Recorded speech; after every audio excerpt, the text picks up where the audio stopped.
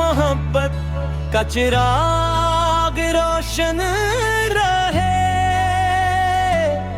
یہی ایک سچے امتی کی سب سے بڑی آرزو ہے۔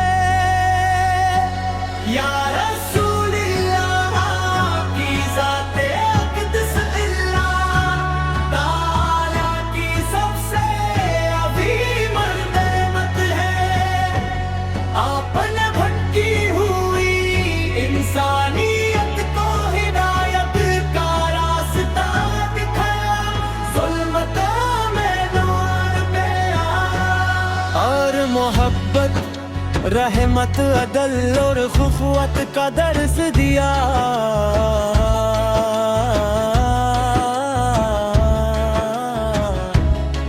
یا نبی کریم اب ہم گناہ گار ہیں، مگر آپ کی رحمت بھری نگاہ کے امیدوار ہیں۔ اللہ تعالیٰ ہے آپ کی سچی محبت عطا فرمائے، آپ کی سنت پر چلنے کی توفیق دے، اور روز قیامت آپ کی شفاعت عظمیٰ نصیب فرمائے۔